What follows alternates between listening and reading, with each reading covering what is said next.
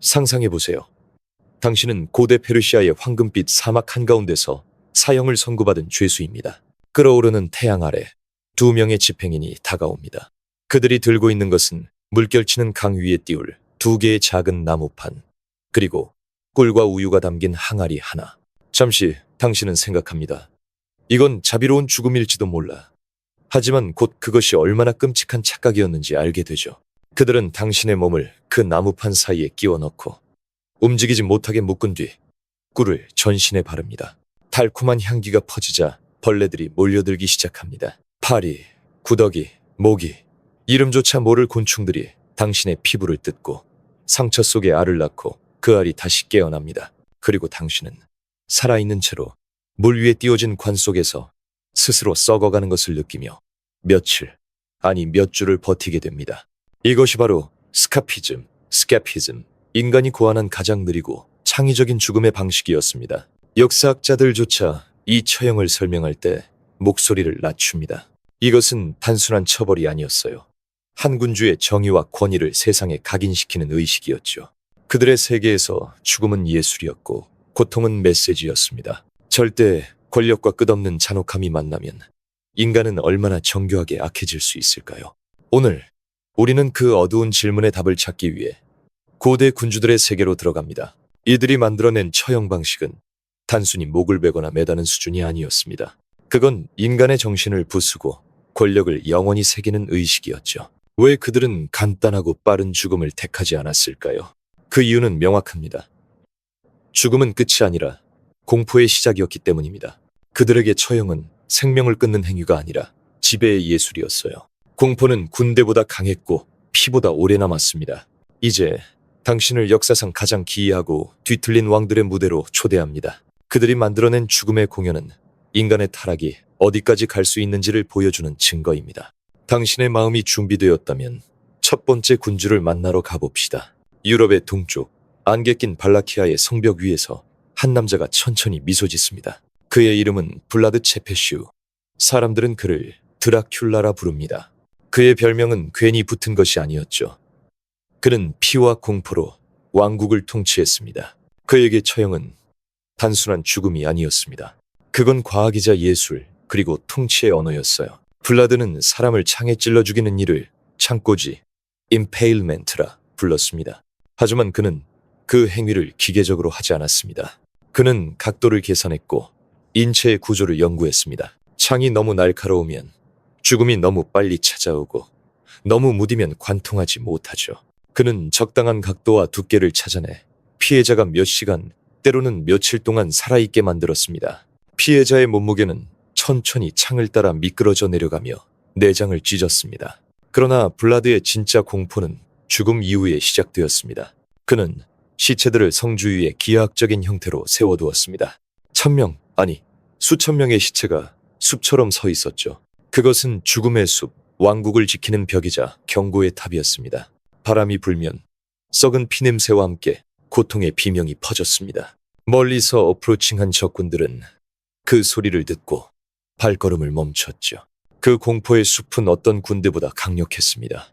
어떤 자는 무기를 버리고 무릎을 꿇었고 어떤 자는 미쳐버렸습니다. 블라드는 알았습니다. 공포는 충성보다 강하다는 것을. 피로 세운 공포의 질서는 수많은 군사를 거느린 제국보다 견고했죠. 그에게 처형은 메시지였습니다. 나를 거역하면 네 죽음조차 내 작품이 된다. 그 잔혹한 미학 속에서 그는 왕으로서의 권위와 신으로서의 자만을 동시에 느꼈습니다. 사람들은 그를 괴물이라 불렀지만 그의 관점에서 보면 그는 단지 질서를 유지한 예술가였습니다. 그리고 아이러니하게도 그의 이름은 세기가 지나도록 인간이 만든 공포의 상징으로 남게 되었죠. 이제 무대를 동쪽으로 옮겨봅시다. 중국 제국의 중심, 웅장한 황궁 앞 광장에서 또 다른 예술 작품이 시작됩니다. 이곳의 군주는 피와 고통을 단지 형벌로 여기지 않았습니다. 그에겐 그것이 통치의 퍼포먼스, 곧 권력의 연극이었죠. 이 처형은 링치라 불렸습니다. 사람들은 1000번의 칼질로 죽는 형벌이라 했지만 실상은 그보다 훨씬 정교했습니다. 집행인은 칼을 들고 희생자의 몸을 정육점 도면처럼 구획했습니다. 어디를 먼저 자르고 얼마나 깊이 베어야 하는지 모두 기록된 규칙이 있었죠. 피해자의 손가락 끝에서 시작해 혈관을 피하며 한 조각씩 살을 잘라냈습니다. 목표는 단 한 가지, 죽지 않게 하는 것.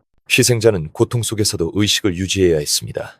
그래서 집행 전 그들은 일종의 약을 투여받았죠. 그건 자비가 아닌 잔혹한 배려였습니다. 정신이 명료해야 비명과 공포가 완성된 연극이 될 수 있었으니까요. 관중들은 이 장면을 구경했습니다. 황제는 귀족과 대신들을 불러 모았고 그들은 와인을 마시며 내기를 걸었죠.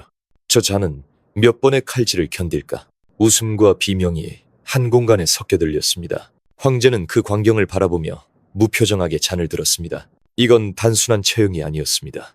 공포의 사회와 인간의 고통이 오락으로 변한 순간이었죠. 누군가는 눈을 돌렸고 누군가는 더 가까이 다가갔습니다. 그러나 누구도 목소리를 내지 않았습니다. 그 침묵조차 황제의 권력을 증명하는 악기였으니까요. 어쩌면 링치의 진짜 목적은 죽음이 아니었을지도 모릅니다. 그건 인간이 어디까지 잔혹해질 수 있는지를 보여주는 무대였습니다. 피해자의 신음은 단지 한 사람의 고통이 아니라 모두에게 저항하면 이렇게 된다는 냉혹한 메시지였죠. 칼끝은 살을 베었지만 더 깊이 상처 입은 것은 인간의 도덕심이었습니다. 그리고 수많은 군주들이 그 광경 속에서 권력의 쾌감을 배워갔죠. 중국 역사상 단 한 명뿐인 여성 황제 우제텐 무측천. 그녀의 이름은 권력과 지성 그리고 잔혹함이 동시에 떠오르는 단어입니다. 그녀는 적을 단순히 없애지 않았습니다. 그들의 존재 자체를 부정하는 예술을 창조했죠. 그녀가 즐겨 사용한 방식 중 하나는 인간 돼지라 불렸습니다. 희생자는 산채로 팔다리를 잘리고 눈이 뽑히고 혀가 잘렸습니다. 그 후 그들은 궁전의 화장실, 바닥, 배설물, 더미 속에 던져졌습니다. 그리고 그 상태로 천천히 죽음을 맞이했죠. 기록에 따르면 어떤 이는 며칠을 버텼다고 합니다. 숨은 끊겼지만 그들의 고통은 궁정 전체에 메아리쳤습니다. 우제텐의 천재성은 여기서 끝나지 않았습니다. 그녀는 피해자의 가족을 불러 그 장면을 직접 보게 했습니다. 아이들은 부모가 괴물로 변해가는 모습을 바라봐야 했죠. 그녀는 알았습니다. 육체의 고통은 순간이지만 정신의 상처는 세대를 건넌다는 것을. 그녀의 심리전은 단 한 사람을 처벌하기 위해 고안된 것이 아니었습니다. 그건 공포의 유전학이었습니다. 한 번의 처형이 수십 년간 충성을 보장했죠. 누군가 반역을 생각할 때마다 그들은 그 냄새와 비명을 떠올렸습니다. 외국 사절들이 그녀의 궁정에 초대되었을 때 그들은 종종 이전 반역자들의 신체 일부로 장식된 방에서 대화를 나눴다고 합니다. 그 방은 단지 회의실이 아니라 심리적 시험장이었습니다. 사절이 동요하거나 두려움의 빛을 보이면 협상은 이미 끝난 것이었죠. 우제텐은 공포를 정치적 언어로 사용했습니다. 그녀의 궁정은 고통의 미술관이었고 그녀 자신은 그 예술의 큐레이터였습니다. 그녀는 새로운 처형 방식을 구상하는 일을 즐겼고 고문관들과 머리를 맞대며 창의적인 고통을 연구했습니다. 그녀에게 고문은 정치였습니다. 공포는 충성이었고 침묵은 예술이었습니다. 사람들은 그녀를 악마라 불렀지만 그녀의 목적은 단 하나, 다시는 여자를 두려워하지 않게 만드는 공포를 세상이 느끼게 하는 것. 그녀의 시대가 지나고 수백 년이 흘렀지만 중국 역사서의 여백에는 여전히 그녀의 이름이 속삭입니다. 두려움은 사라지지 않는다. 다만 형태를 바꿀 뿐이다. 이제 무대는 서유럽 15세기 스페인으로 이동합니다. 황금빛 성당의 종소리가 울리고 수천 명의 시민이 광장에 모였습니다. 그들은 신의 이름으로 죄를 심판받는 장면을 보기 위해 모였죠. 이 의식의 중심에는 한 남자가 있었습니다. 토마스 대 토르케마다, 스페인 종교재판의 상징. 그에게 고문은 단순한 처벌이 아니었습니다. 그건 영혼의 해체, 그리고 집단 통제의 도구였죠. 처형은 며칠 전부터 시작됐습니다. 피해자들은 신부에게 고해를 강요받고 공개적으로 죄를 고백하며 믿음을 포기하지 않으면 영원한 지옥을 경고받았습니다. 그 과정에서 사람들은 점점 무너졌습니다. 팔이 탈구될 때까지 묶였고 피가 마를 때까지 매질당했습니다. 그러나 그들은 아직 죽은 것이 아니었습니다. 토르케마다의 천재성은 공포를 연극으로 만든 것이었습니다. 마지막 날 희생자들은 광장으로 끌려 나왔습니다. 그들은 노란색 옷을 입고 모자에는 죄목이 적혀 있었죠. 아이들은 부모가 불타는 모습을 봐야 했습니다. 그들의 울음은 합창처럼 울려 퍼졌고 군중은 신의 정의를 외쳤습니다. 그는 죽음의 불꽃을 사회적 의식으로 승화시켰습니다. 고백한 자는 불길이 닿기 전 목이 졸려 자비를 받았고 끝까지 죄를 부인한 자는 녹색 나무가 타며 내뿜는 검은 연기 속에서 천천히 질식해 갔습니다. 그 고통은 1시간 이상 이어졌죠. 그런데 이 모든 잔혹함의 목적은 신의 뜰이 아니었습니다. 그건 공포의 전염이었습니다. 한 사람의 죽음이 수천 명의 침묵을 낳았고 한 번의 화형이 한 세대의 복종을 만들어냈습니다. 토르케마드는 알았습니다. 칼보다 불이, 죽음보다 심리적 굴복이 더 강력하다는 것을. 그의 재판은 신앙이 아닌 두려움의 정치였습니다. 그리고 그 광장의 불길은 꺼졌지만 그 불이 남긴 죄는 오랫동안 유럽의 정신을 덮었습니다. 사람들은 신을 믿은 게 아니었습니다. 그들은 불을 믿었고 그 불을 만든 자를 두려워했죠. 시간을 더 거슬러 올라가 이슬람 제국의 심장부 오스만 제국으로 가봅시다. 이곳의 젊은 술탄 메흐메드 4세는 피해 예수를 새로운 차원으로 끌어올렸습니다. 그는 전쟁보다 무서운 것이 소문이라는 사실을 알고 있었죠. 그의 대표적인 처형 방식은 1000번의 죽음이라 불렸습니다. 그건 하루가 아니라 몇 달에 걸친 고문이었습니다. 피해자는 매일 다른 방법으로 고통을 받았고 궁정의 의사들은 그가 절대 죽지 않도록 세심히 관리했습니다. 죽음은 끝이 아니라 공포의 퍼포먼스의 일부였죠. 그러나 메흐메드의 진짜 혁신은 그 잔혹함을 예술로 기록한 것에 있었습니다. 그는 고문 과정을 정교한 사파로 남기게 했습니다. 그림 속에는 피가 튀고 살이 찢기며 인간의 눈동자가 공포로 굳어 있었습니다. 그 작품들은 단지 기록이 아니었습니다. 그것은 외교 선물이었죠. 그는 외국 사절에게 그 사파를 보내며 이렇게 말했습니다. 우리를 자극하지 마라. 그렇지 않으면 너희는 이 그림 속 인물이 될 것이다. 그 한 장의 그림은 100만 대군보다 강력했습니다. 소문은 유럽 전역으로 번졌고 많은 나라가 오스만과 싸우기보다 협상을 택했습니다. 그는 피 한 방울 흘리지 않고 적의 무릎을 꿇렸죠. 메흐메드의 공포는 외교적이었습니다. 그는 사형수의 가족에게 협력하면 자유를 얻을 수 있다고 약속했습니다. 아이들은 울면서 부모의 고문에 참여했고 그들의 비명은 제국의 새로운 선전 도구가 되었죠. 술탄은 알았습니다. 트라우마는 이야기로 퍼진다. 공포의 생존자들은 살아있는 전도사였고 그들의 입에서 나온 소문은 어떤 군대보다 빠르게 확산되었습니다. 그의 궁정은 피비린내 나는 교향곡이었고 그의 미소는 신의 침묵과 같았습니다. 그는 인간의 고통을 언어, 그 고통의 기억을 무기로 만들었습니다. 그렇게 메흐메드는 칼이 아닌 두려움으로 제국을 다스린 최초의 술탄으로 남게 되었죠. 메흐메드가 공포를 외교의 무기로 삼았다면 도쿠가와 이에야스는 고통을 철학의 무기로 삼았습니다. 그의 시대, 일본은 피로 세운 평화를 유지하고 있었지만 그 평화는 침묵 위에 세워진 감옥이었습니다. 그의 처형 방식 중 가장 유명한 것은 현수고라 불렸습니다.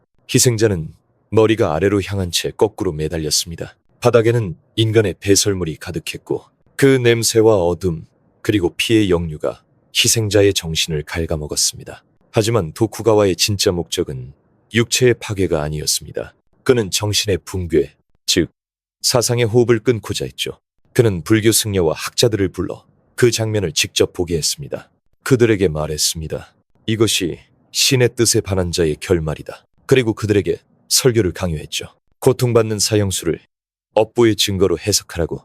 그날 이후 많은 승려들이 침묵했습니다. 사상은 두려움 앞에서 굴복했고 지식인들은 스스로의 신념을 부정하기 시작했죠. 그의 처형은 단순한 형벌이 아니었습니다.